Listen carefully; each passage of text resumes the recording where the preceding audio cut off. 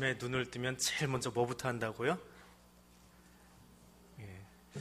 초등학교, 국민학교 들어갈 때 이 노래를 부르면서 학교를 갔습니다. 그래서 아침에 일어나면 제일 먼저 하는 것이 양치하는 것이다.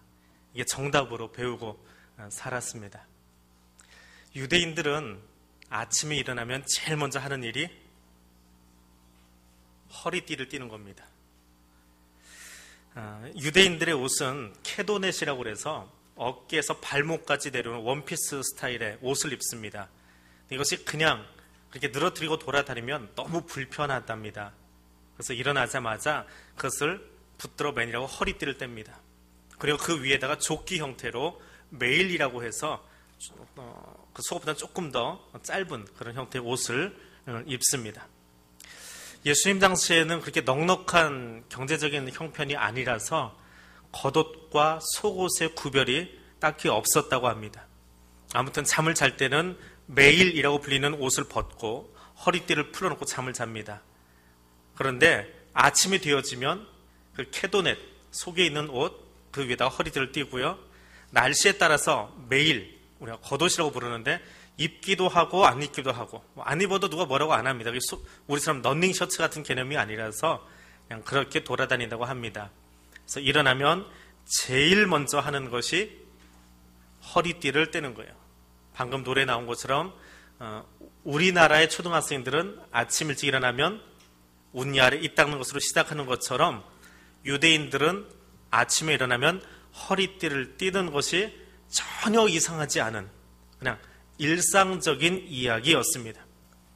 근데 이렇게 일상적인 이야기, 허리띠 띠는 일. 근데 그 이야기가 요한복음 21장 마지막 장 이곳에서는 아주 중요하게 기록되고 있습니다. 내가 진실로 진실로 내게 이르노니, 이것은 예수님이 앞으로 하시고자 하는 이야기를 아주 강조하실 때 쓰는 관용구입니다. 내가 진실로 진실로 내게 이르노니 허리띠 띠는 일 하고 지금 이야기를 하고 계시는 겁니다. 그것도 사명을 부여하기 위해서 말씀을 주시는 대목에서 이 이야기를 비유로 끌어당기고 있습니다. 오늘 이 이야기를 통해서 주님이 우리에게 들려주시는 그 마음을 만나보려고 합니다. 예수님은 베드로에게 내가 젊을 때는 스스로 띠띠고 다녔다라고 말합니다. 어릴 적에는 가고 싶은 대로 마음대로 다녔습니다. 젊었을 때에는 스스로 내 옷 차려입고 원하는 곳에 마음대로 다녔다라는 뜻입니다. 베드로가 사명을 받기 전에는 스스로 띠를 띠고 가고 싶은 대로 원하는 대로 제 마음대로 행하던 사람이었습니다. 자신이 하고 싶었던 모든 일들에 자신이 중심이 되어서 챙기고 준비하고 다녔다라는 말입니다. 그 중심에는 내가 있습니다. 내 마음에 들지 않으면 안 됩니다. 내 마음이 동하지 않으면 하지 않습니다. 내 마음에 들지 않으면 일에 나서지도 않습니다. 내 마음이 허락하지 않으면 띠띠고 일어나지도 않습니다. 삶의 동력을 내 안에서 찾습니다. 이것은 신앙생활에도 똑같이 나타납니다. 나의 헌신의 동력, 나의 헌신의 마음, 내 봉사도 내 중심입니다. 내가 내키지 않으면, 내가 원하지 않으면 안 하면 그만입니다. 헌신하려고 하지 않습니다. 그런 베드로에게 나이 들어서는 남이 내게 띠 띄워주는 인생을 살게 될 거다라고 말씀하십니다. 시간적으로 오래되어서 나이가 들어서 노련해져서 신앙적으로 성숙해서는 젊은 베드로처럼 자신의 감정과 자신의 기분대로 나서는 것이 아니라 주님의 질문 앞에 신중하게 침착하게 행동했던 베드로처럼 바뀌게 되더라라고 하는 것입니다. 남이 띠띄워주는 인생을 사는 사람은 사명의 주도권을 예수 그리스도에게 맡긴 사람입니다. 티베리아 바닷가의 새벽녘에 모닥불 앞에 앉아있는 남자들 모습을 한번 상상해 보십시오. 한 남자는 생선 굽고 있고 한 남자는 부끄러워 고개도 못 들고 모닥불만 쬐고 있고, 한 남자는 겉옷까지 젖은 채로 물을 뚝뚝 흘리면서 앉아있는 그 남자들의 모습 말입니다. 좀 궁상스러워 보이는 새벽녘 모닥불 앞에 남자들 모습. 근데 주님은 그 장소에서 베드로를 불러 물으십니다. 요한의 아들 시몬아, 네가 저 사람들보다 나를 더 사랑하니? 하고 물어보십니다. 베드로가 대답합니다. 내가 주님을 사랑하는 줄 주께서 아십니다. 내가 주님 사랑합니다. 2번이나 베드로는 그렇게 말했습니다. 그리고 3번째 가서야 주님이 모든 것을 아십니다. 이야기합니다. 이 이야기가 헬라어로 어떻게 진행이 되었든 크게 중요하지 않습니다. 요한복음 21장에 주도권이 누구에게 있습니까? 철저하게 예수 그리스도에게 주도권이 있습니다. 고기를 구워주시는 분도 예수님이시고, 대화를 이끄시는 분도 예수님이시고, 사명을 부여하시는 분도 예수 그리스도 그분이십니다. 사명의 주도권은 예수 그리스도에게 있습니다. 베드로는 여기 예수님과의 대화의 장을 통해서 새로운 사명을 주님으로부터 부여받고 제자로서의 삶을 출발하게 되어집니다. 베드로에게 있어서 요한복음 21장은 없어서는 안 되는 인생의 분명한 전환점이었습니다. 여기 아주 중요한 신앙의 원리가 있습니다. 대화의 주도권, 사명의 주도권, 헌신의 주도권, 봉사의 주도권, 내 삶의 주도권은 주님에게 있다는 사실입니다. 바로의 왕궁에서 자라난 모세가 스스로 재판관이 되어서 애굽 사람을 죽입니다. 내가 주인 되고 내 주장이 앞서가면 반드시 누군가에게는 상처를 주고 아프게 하고 죽음에 이르게 합니다. 내가 교회 주인이 되어지고 내가 주도권 잡으려고 하지 마십시오. 그러면 그것 때문에 누군가에게 상처를 주고 그러면 살인자 인생을 살게 됩니다. 모세가 호렙에서 하나님을 만나고 대화의 주도권을 자신이 아니라 하나님에게로 이양하게 되었을 때 비로소 사명자로 살아가게 됩니다. 모세는 태어날 때부터 건져냄을 받은 자입니다. 스스로 나일강을 헤엄쳐서 무트로 나온 사람이 아닙니다. 모세라는 이름이 그의 인생이고 그의 삶이고 그의 사명이었습니다. 그런데 그 건져냄을 받은 자가 자기가 주도권을 가지고 살려고 하니까 내 형제를 아프게 하고 다른 사람을 죽이는 자가 될 수밖에 없었습니다. 그런데 그 모세가 하나님에게 주도권을 넘기고 나니까, 대화의 주도권을 넘기고 삶의 주도권을 넘기고 나니까 그 온유함이 지면에는 어떤 사람보다 더 뛰어났다라고 이야기합니다. 온유함은 길이 잘 들여진 야생마를 이야기합니다. 온유함은 내 주도권이 하나님에게 가 있는 사람을 이야기합니다. 온유함은 성령에게 붙들려서 그 삶 속에 성령의 열매로 성품으로 나타난 그리스도인의 모습을 이야기합니다. 나의 구원받음이 하나님께로부터 말미암았다면 신앙인의 삶은 하나님께 맡겨진 삶이 되어야 합니다. 내 고집, 내 주장 내려놓고 예수 그리스도께 주도권을 드리라는 명령에 귀 기울이시기를 바랍니다. 그래야 비로소 사명자가 되고, 그래야 비로소 직분자가 되어지고, 그래야 비로소 그리스도인이 되어지는 것입니다. 오늘 본문이 기록된 책, 어떤 책입니까?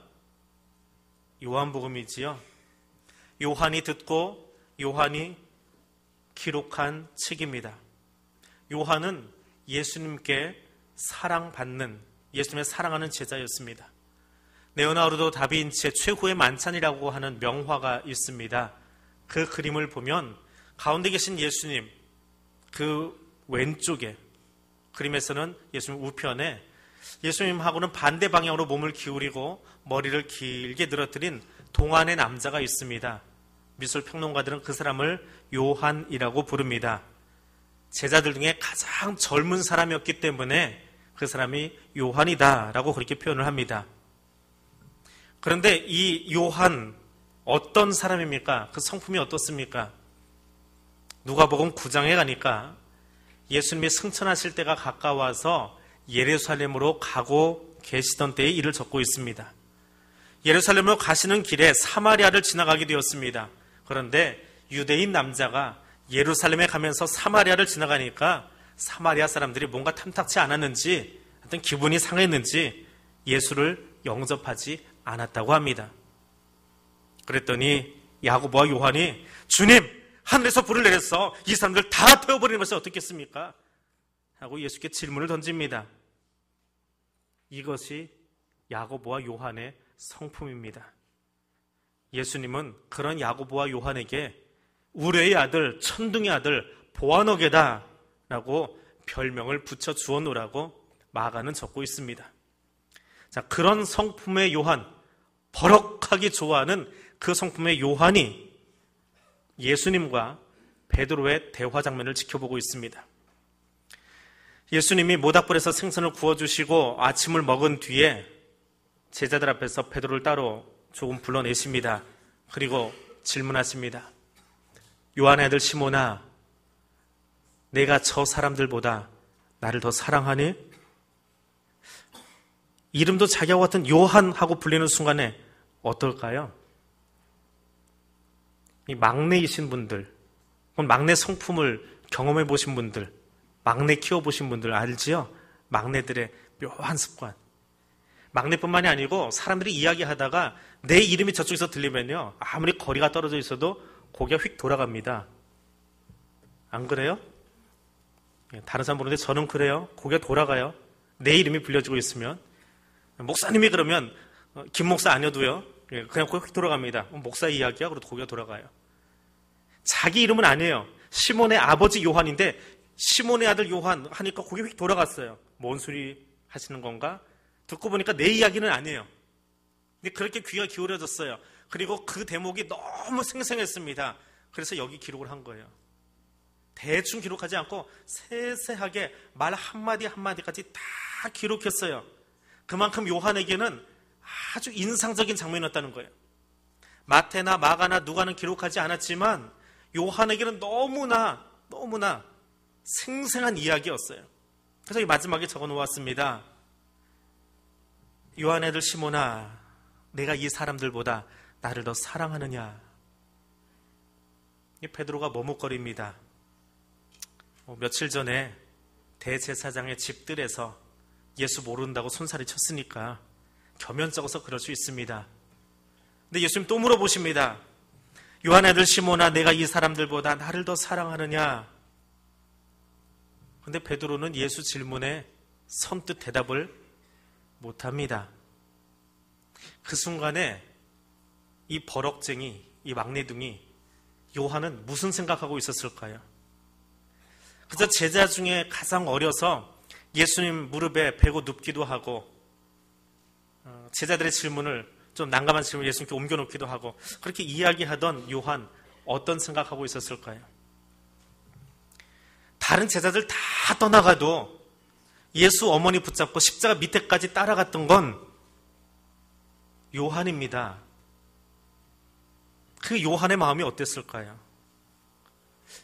예수님, 그 질문 나한테 하시지요. 아시잖아요. 저 다른 제자들, 다른 형님들 다 도망갔을 때 십자가 밑에 내가 서 있었던 것. 그런데 왜 그 모닥불 앞에서 손살에 치던 베드로 형님한테는 계속 질문하고 나한테는 안 물어보세요? 질문이 두 번째, 세 번째 나갈 때 참 끈질기시다. 옆에 나도 있는데. 또 다르게 생각해 볼 수 있어요. 내 성격이 너무 불같아서 나한테는 안 맡기나?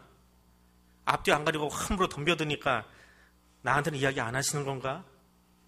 그래도 나한테는 당신 어머니 부탁하고 베드로한테는 자기 양 부탁하고 나는 뭐지? 예수님이 다시 질문합니다. 요한의 아들 시몬아, 내가 나를 사랑하느냐? 베드로가 대답합니다. 그때는 예수님이 베드로에게 이야기합니다. 내 양을 먹으랴. 내가 젊어서는 스스로 띠뛰고 다녔지만, 원하는 곳으로 다녔지만, 늙어서는 내 팔을 벌리리니 남이 내게 띠띠우고 원하지 아니하는 곳으로 데려가리라. 나 따르라. 근데 그 이야기가 끝나는 순간에 베드로가 고개를 돌려서 요한을 바라봐요. 예수님과 베드로가 대화를 나누고 있던 장면을 지쳐서 구경하고 있던 요한이 베드로와 눈이 마주칩니다. 근데 베드로 형님이 뒤를 돌아보다가 막내둥이 요한을 딱 보더니 다시 고개 들어서 물어보는 거예요. 예수님, 쟤는 어떻게 될까요? 요한이 궁금하지 않아요? 나한테도 뭔가 얘기가 있을 것 같지 않아요? 그런데 예수님 뭐라고 이야기하십니까? 내가 다시 올 때까지 그가 살아있기를 내가 바란다고 해도 그것이 너와 무슨 상관이냐? 너는 나를 따르라. 요한의 마음속에 어떤 생각이 들었을까요? 예수님, 왜 나한테는 베드로처럼 그렇게 멋진 사명에 대해서 이야기 안 해주시는 거예요? 요한이 말할 법 하지 않습니까?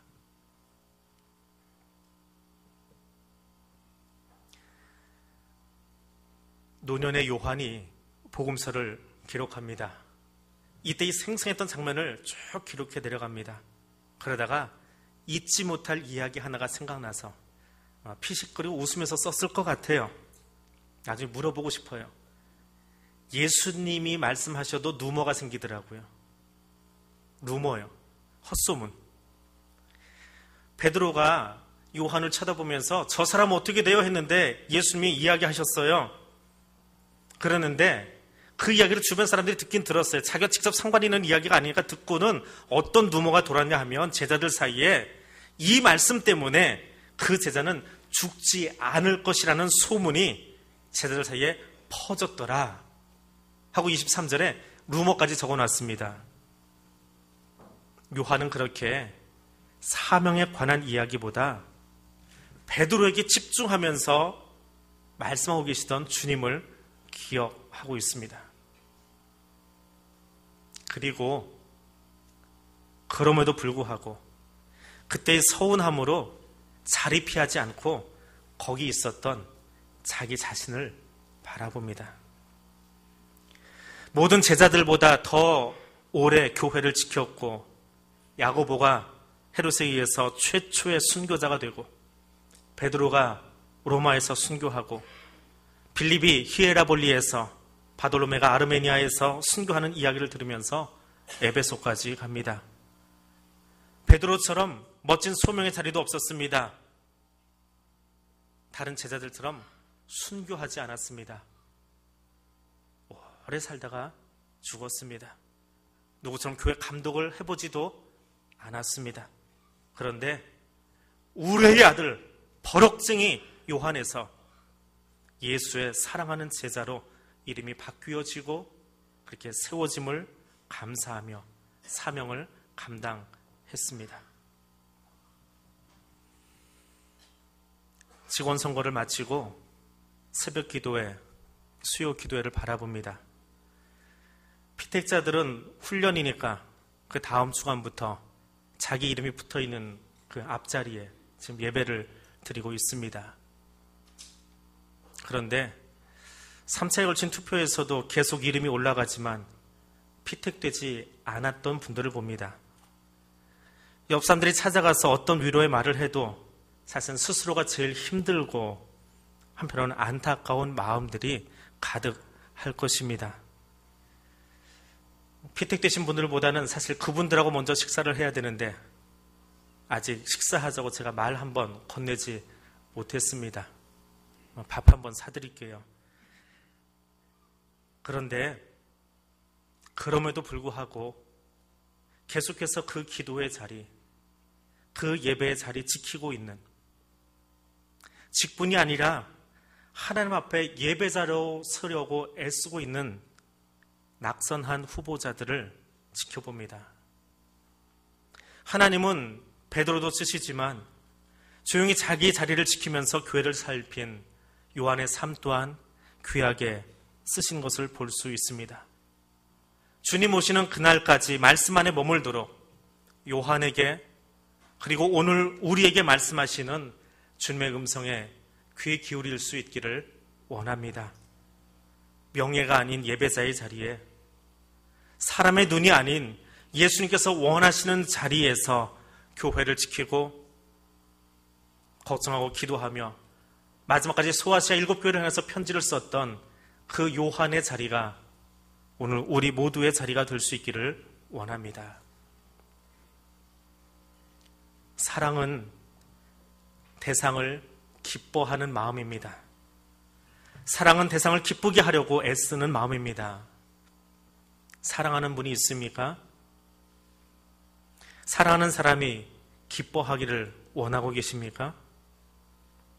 여러분이 사랑하는 그 사람 때문에 당신도 역시 기뻐하고 있습니까? 사랑하는 그분과 더불어서 기뻐하기를 원하고 계십니까? 요한복음에는 사랑이라는 단어가 40번이나 등장을 합니다. 그 중에 5번이 여기 21장에 나오고 있습니다. 왜 그럴까요? 예수님이 질문하고 계시기 때문에 그렇습니다.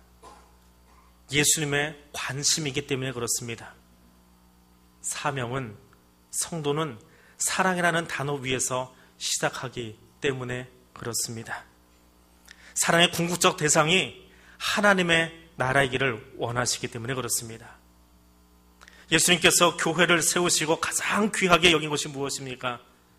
베드로에게 방언 주시고 예언의 능력 주시고 신유의 은사 주시고 감투 씌워 주셨습니까?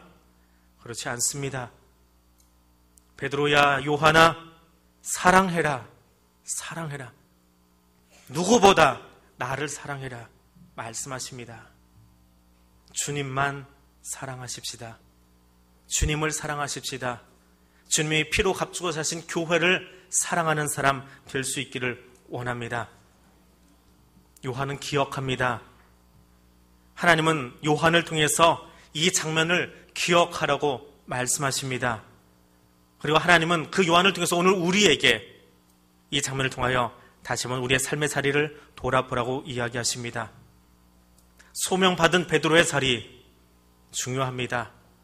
모자라도 부족해도 흠집투성이어도 끝까지 찾아와서 일으켜주시고 나를 사용해 주시는 예수 그리스도를 볼 수 있기를 원합니다. 자신에게는 그 자리가 주어지지 않았어도 마지막까지 교회만 기억하고 에베소에서 생을 마쳤던 요한을 기억하시기 바랍니다. 로마 감독이 아니어도 예수 그리스도의 교회가 세워지는 곳에는 눈물을 흘리며 기도하였던 요한의 눈으로 하나님의 나라를 바라볼 수 있기를 원합니다. 하나님은 이 사람들을 사용하십니다. 베드로 같은 혹은 요한 같은, 그리고 이름 없이 땅끝까지 가서 순교하며 복음을 전했던 제자들을 사용하십니다. 그리고 오늘 내가 그 사람 되기를 원합니다. 기도하겠습니다.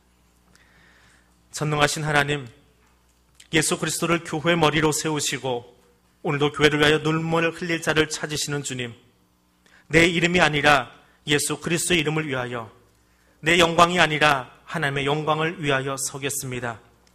오직 예수 그리스도만 표대로 바라보며 사는 성도의 자리에 서겠습니다. 성령 하나님, 나를 인도하여 주옵소서. 예수님 이름으로 기도드립니다. 아멘.